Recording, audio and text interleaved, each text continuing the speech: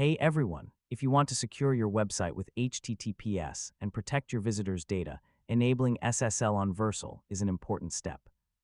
The good news is that Vercel automatically provides SSL certificates for connected domains. In this video, I'll show you how to enable and verify SSL on Vercel from start to finish in 2026.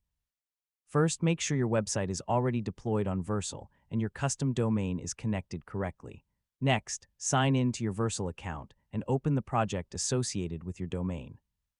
Once you're inside the project dashboard, navigate to the Settings section and select Domains.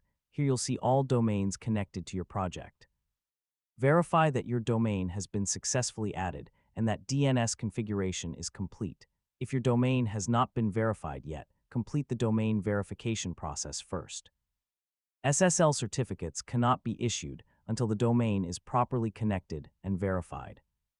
Finally, remember that Vercel automatically renews supported SSL certificates, so ongoing certificate management is usually handled for you.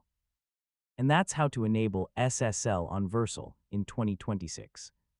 With automatic certificate provisioning, secure HTTPS connections, and automatic renewals, Vercel makes website security simple and reliable.